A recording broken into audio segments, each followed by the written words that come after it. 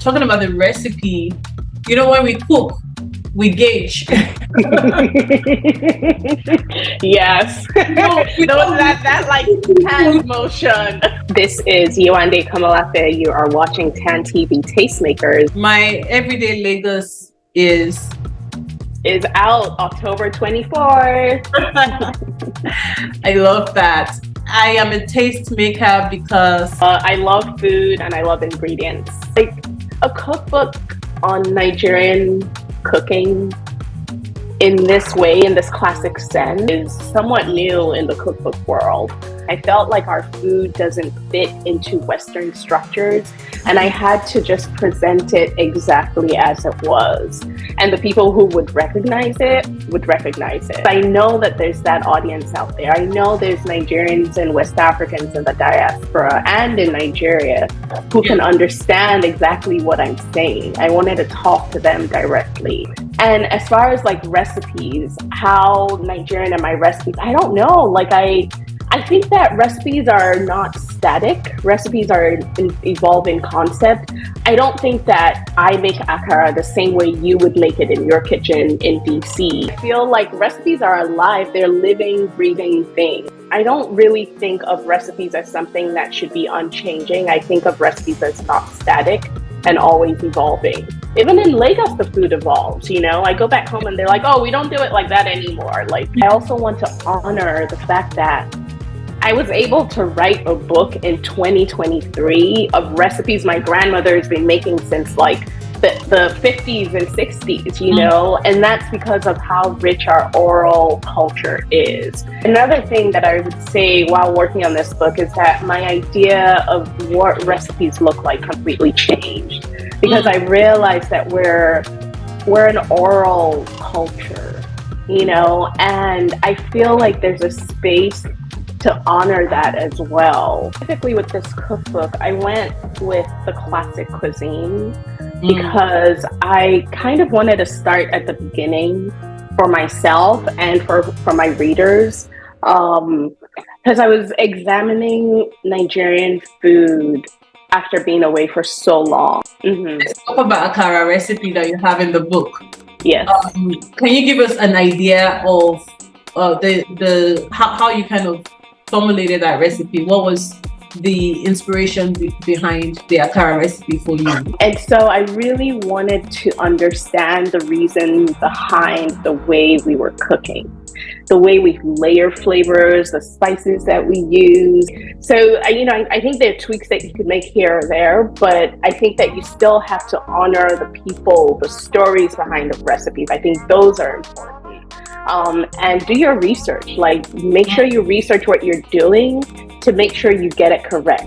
You can tweak a recipe, but you can't deviate from what it is. Like, there are essential and core elements to what a recipe is.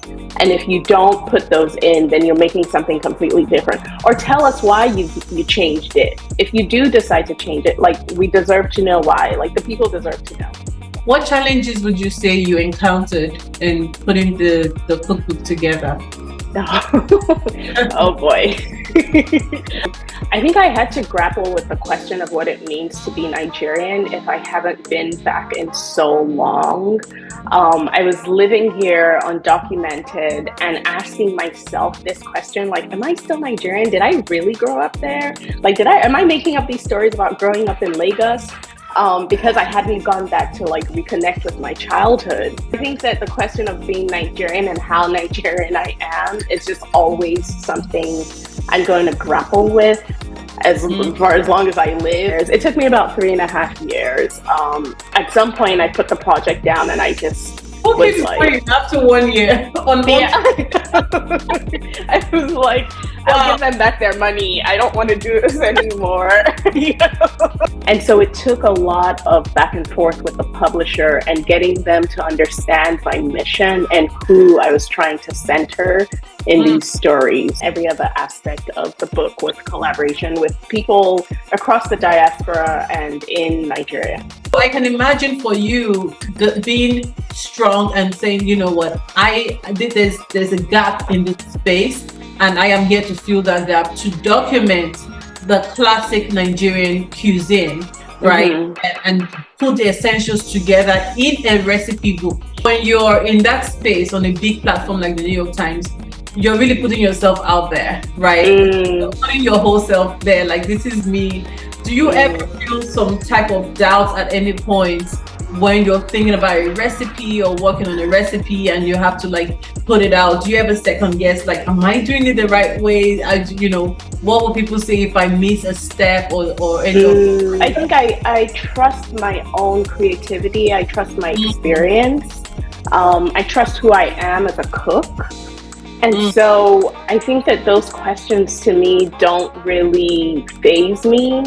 I do want to make sure that I'm honoring the food, because I'm Yoruba, I'm not Fulani. So if I'm making Fulani food, I'm gonna ask someone who's actually from there. I'm gonna reach out to people who are from there, reach out to people who have experienced the food more than I have, and include them in the story. Do you consider yourself as now living the American dream? I don't know that the American dream exists.